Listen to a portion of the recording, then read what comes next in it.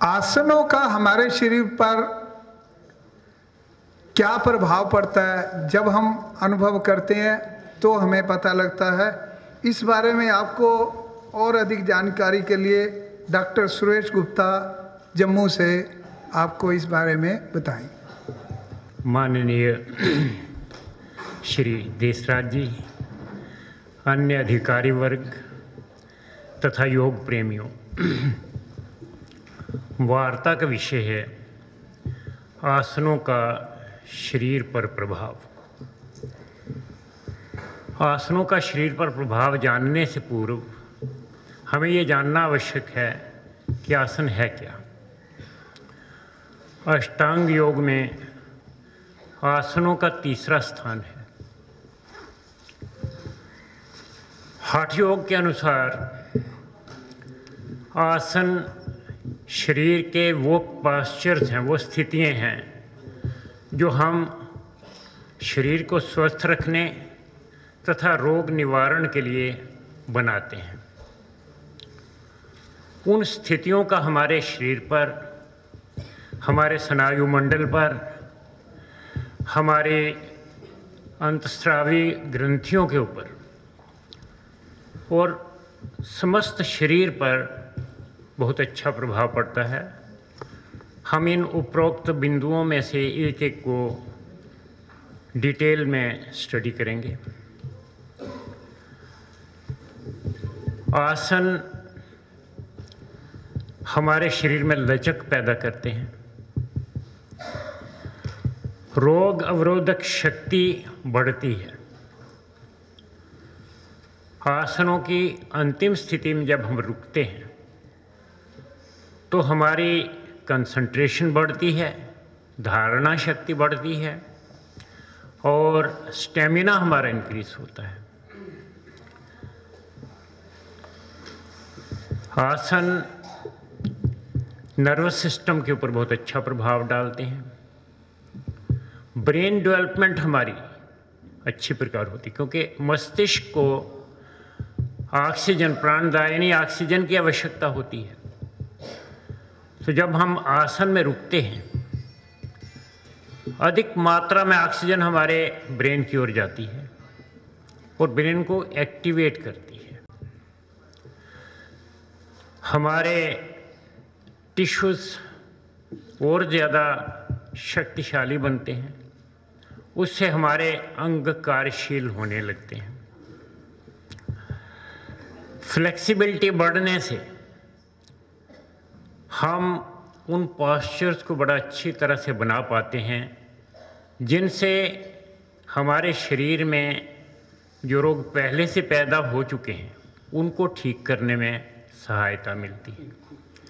जैसे कोई दरवाज़ा काफ़ी देर तक बंद रहे तो जाम हो जाता है, उसको खोलने और बंद करने में कठिनाई होती है। इसी प्रकार हमारा शरीर जब काफ़ी देर तक इनएक्टिव रहता है, कोई अंग शरीर का इनएक्टिव रहता है, तो एक तो उसकी मूवमेंट कम हो जाती है, दूसरा कभी कभी उसमें सूजन आ जाती है, दर्द होने लगती है या कोई अन्य विकार पैदा हो जाती है। तो विभिन्न आसनों से उन अंगों पे वो प्रभाव पड़ता है कि धीरे धीरे उनकी मूवमेंट शुरू होने लगती है। जैसे दरवाजे को 10-20 बार जब हम खोलें बंद करें तो उसकी मूवमेंट फिर से चालू होना शुरू हो जाती है। इसी प्रकार जब हम आसनों का अभ्यास करते हैं तो जो शरीर में वो अंगों के जाम होने की स्थिति बन चुकी थी वो धीरे धीरे ठीक होने लगती है। उनमें वो पुरानी फ्लेक्सिबिलिटी फिर से आने लगती है। ऑक्सीजन की मात्रा हर टिश्यू में आने लगती है। रेस्पिरेटरी प्रोसेस हमारा अच्छी प्रकार चलने लगता है। रक्त संचार अंग प्रत्यंग में होने लगता है, क्योंकि दो चीज़ें हैं जो हमारे अंगों में विकार पैदा करती हैं। एक तो ब्लड सर्कुलेशन कम हो जाता है उनमें, दूसरा मसल्स हमारे वीक पड़ गए होते हैं। तो जब हम रेगुलरली नियमित रूप से आसन करते हैं तो वो सर्कुलेशन बराबर बन जाता है। वो शिथिलता जो आ चुकी थी अंगों में वो फिर से स्फूर्ति में परिवर्तित हो जाती है। शरीर शक्तिशाली होने लगता है, शरीर में रोग प्रतिरोधक शक्ति बढ़ने लगती है। हमारा इम्यून सिस्टम है जो हमें बाहर के रोगों के जर्म्स, हर समय हमारे शरीर में जर्म आ रहे हैं। ये पूरा वायुमंडल जो है इसमें जर्म्स हैं, हर प्रकार के, हर व्यक्ति में जा रहे हैं। किंतु जिसकी रोग प्रतिरोधक शक्ति अच्छी है वो उनसे अच्छी प्रकार फाइट कर पाता है, वो बीमार नहीं पड़ता, या अगर पड़ भी जाए बीमार तो जल्दी ठीक हो जाता है। लेकिन जिसकी रोग प्रतिरोधक शक्ति वीक है, पूरी स्ट्रांग नहीं हुई, वो बहुत बीमारियों से, उसको बीमारियां तंग करती हैं और देर से ठीक होती हैं। कई बार तो ऐसी जानलेवा बीमारियां आ जाती हैं कि उनसे मुक्ति पाना भी कठिन हो जाता है। समय रहते अगर हम योग साधना में जुड़ जाएं, आसनों का अभ्यास रेगुलरली करते रहें, तो इस प्रकार की समस्या हमारे अंदर नहीं आएगी। हमारी अंतस्रावी ग्रंथियाँ, डक्टलेस ग्लैंड जो हैं, उनके ऊपर बहुत अच्छा प्रभाव पड़ता है। अष्टांग योग में और हठ योग में इस प्रकार के आसन हैं जो अंतस्रावी ग्रंथियों के ऊपर अच्छा प्रभाव डालते हैं, जैसे हलासन है, सर्वांगासन, विपरीत करनी मुद्रा, या इनके उपासन जो हैं मत्स्यासन आदि, इनसे डक्टलेस ग्लैंड्स के ऊपर बहुत अच्छा प्रभाव पड़ता है। यूँ तो एक्सरसाइज, सैर, एरोबिक्स वगैरह सारे ही बेनिफिशियल हैं, लेकिन उनका स्पेसिफिक अंगों के ऊपर प्रभाव कम पड़ता है। योग आसनों का उन पर्टिकुलर अंगों के ऊपर प्रभाव पड़ने लगता है जिनको हम ठीक करना चाहते हैं। विभिन्न पद्धतियों में कई बीमारियां ऐसी जिन पर कोई रोगोपचार की विधि नहीं है, कोई दवाई असर नहीं करती, रेगुलर वे में दवाइयाँ लेनी पड़ती हैं, जैसे हाई बीपी, लो बीपी, हृदय रोग, मधुमेह, या अंतस्रावी ग्रंथियों की कोई रोग हैं, रीढ़ दोष हैं। पूरी ज़िंदगी दवाई खानी पड़ती है इनके लिए, और फिर भी पूरी तरह से ठीक नहीं होती। जब तक दवाई ले रहे हैं थोड़ा रिलीफ मिलता है, एक बार दवाई छोड़ दी वो रिलीफ फिर से समाप्त हो जाता है। किंतु योगासनों के अभ्यास से, योग साधना से उनका परमानेंट रिलीफ मिल जाता है। संसार की किसी पद्धति से पूछ लीजिए, वो कहते हैं कि मधुमेह का तो कोई इलाज नहीं है, इंसुलिन लेनी पड़ेगी डेली। पर योग साधना से ये देखा गया कि 100% फिर से इंसुलिन पैनक्रियाज रिलीज करने लग पड़ता है अगर हम नियमित अभ्यास करते रहें। अर्धमस्तेंद्रासन है, धनुरासन, पश्चिमोत्तानासन, इनके अभ्यास से पैनक्रियाज के ऊपर डायरेक्ट इफेक्ट पड़ता है। दौड़ने का या एक्सरसाइज करने का इन अंगों पे इतना प्रभाव नहीं पड़ सकता, क्योंकि लोकेशन ऐसी है कि स्पेसिफिक आसन ही उनको रेक्टिफाई कर पाते हैं।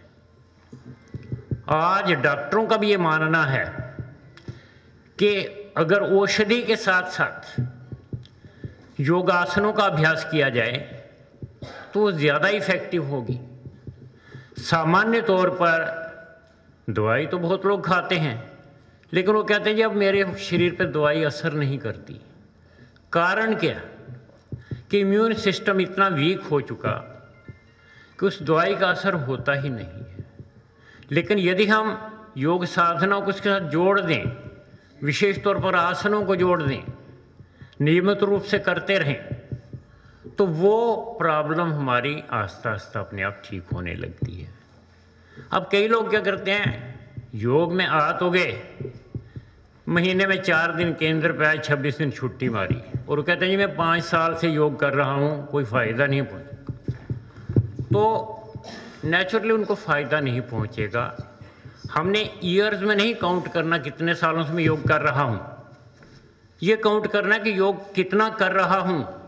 रेगुलर कर रहा हूँ कि नहीं कर रहा हूँ, उसमें कितनी मेरी कंसंट्रेशन बनती है, कितना उसकी ओर मैं ध्यान देता हूँ।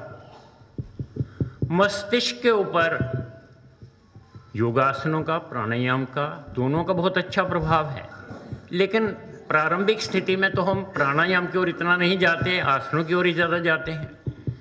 तो उससे भी हमारे स्नायु मंडल पर प्रभाव पड़ते पड़ते ब्रेन की डेवलपमेंट भी बढ़ने लगती है। सामान्य तौर पर हमारे ब्रेन की डेवलपमेंट 14 साल की उम्र तक होती है। फिर धीरे धीरे हमारे ब्रेन सेल्स आस्ता आस्ता वो डॉर्मेंट होने लगते हैं। लेकिन जो योग साधना करने वाला व्यक्ति है, उस व्यक्ति के 100 साल तक ये ब्रेन सेल्स एक्टिवेट रहते हैं।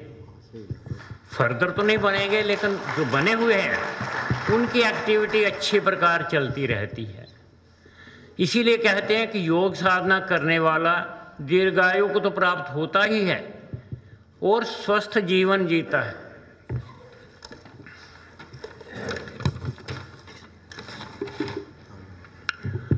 रोग अवरोधक शक्ति से हमारे ऐसे से असाध्य रोग जिनका किसी पद्धति में कोई ट्रीटमेंट नहीं है, योग साधना के द्वारा उनको ठीक कर सकते हैं, आसनों के द्वारा उनको ठीक कर सकते हैं।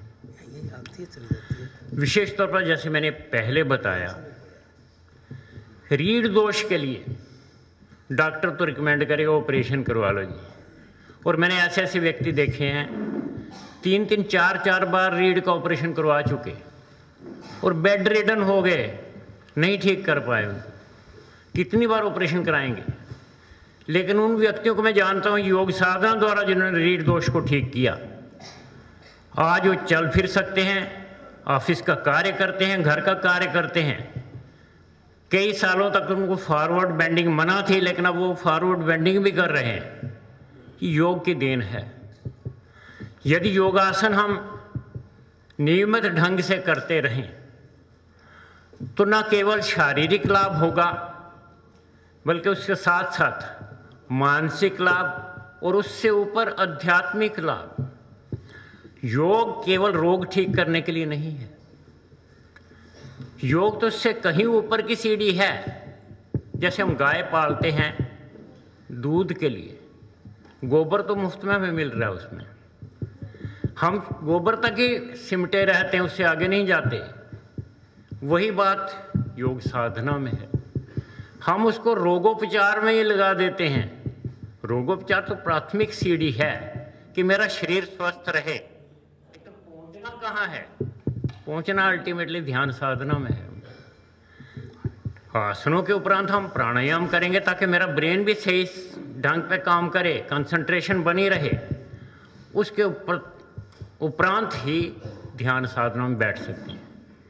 कमर में दर्द हो रहा हो, हृदय में धड़कन मिस हो रही हो, तो क्या ध्यान साधना कर पाएगा व्यक्ति? नहीं कर पाएगा। इसीलिए महर्षि पतंजलि ने तीसरा स्थान आसनों को दिया है और 7वां स्थान ध्यान साधना को दिया। भाई पहले वाली 6 सीढ़ियाँ क्रॉस करेंगे तभी तो ध्यान तक पहुँच पाएंगे। हम पहली 3 सीढ़ियाँ तो छोड़ देते हैं, यम नियम आसनों को छोड़ दिया, सीधा ध्यान में बैठते हैं और फिर कहते हैं ध्यान लगता नहीं। लगेगा कैसे? छत पे जाना है मैंने तो प्राथमिक पहली सीढ़ी से तो शुरू करूँगा, और बीच की सीढ़ी प्रत्याहार जो कनेक्टिंग लिंक है, यम नियम आसन प्राणायाम तक जो है ये बहिरंग साधना है, बाहर की साधना। प्रत्याहार बीच की कड़ी है, फिर धारणा, ध्यान और समाधि ये फाइनल अंतरंग साधना है हमारी। तो जब तक मेरी बहिरंग साधना पूरी नहीं होगी, अंतरंग साधना को तो मैं सोच भी नहीं सकता हूं।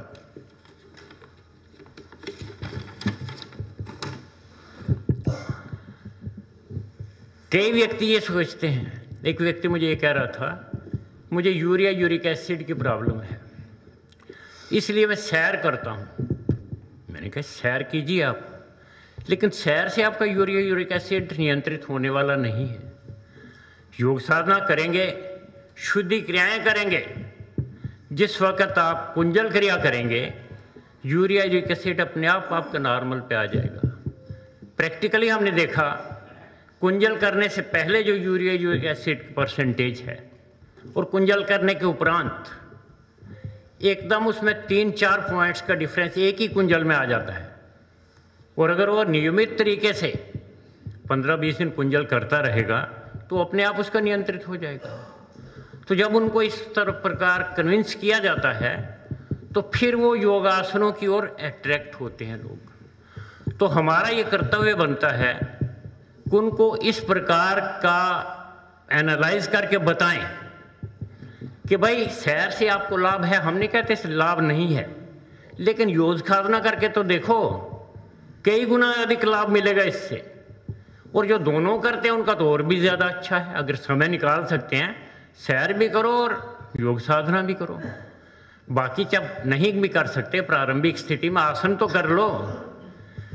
आप आसनों में ही ध्यानात्मक स्थिति में पहुंच जाओगे।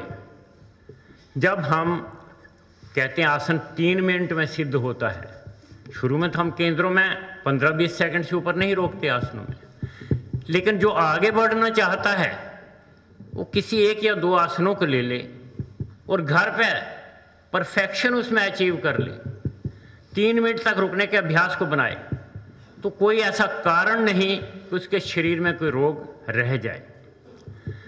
सबसे इम्पोर्टेंट नित्य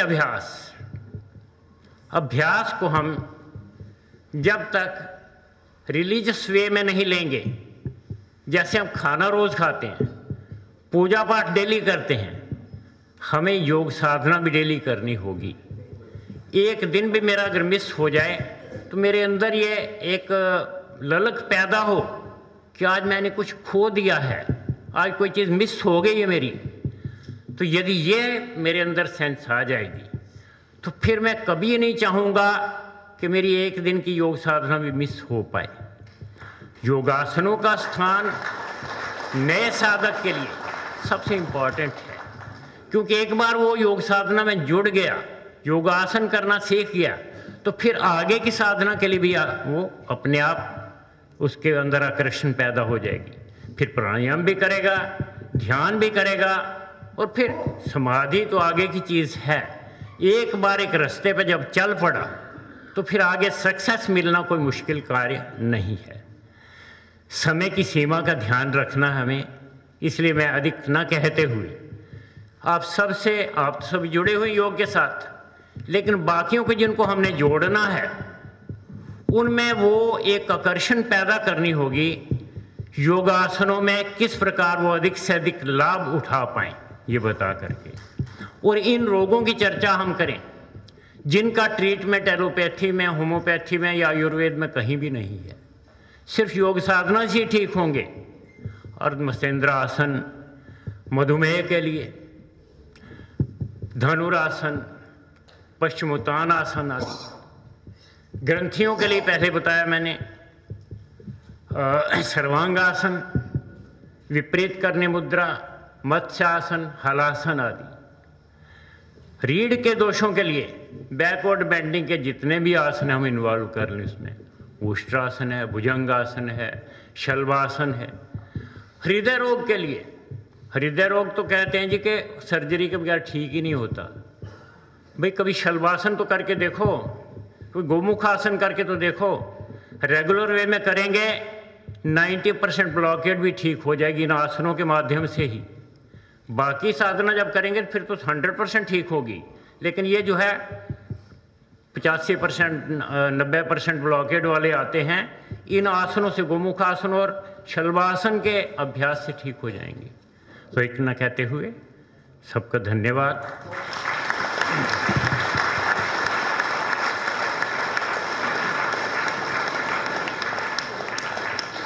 senior vice president Suresh Gupta ji ने आसनों का शरीर पर प्रभाव बहुत सुंदर तरीके से बताया। इनके बताए हुए कुछ पॉइंट ही अगर आप नोट कर लें तो बहुत आपके जीवन को भी और दूसरे के जीवन को भी बदलने में बहुत सहायक होते हैं।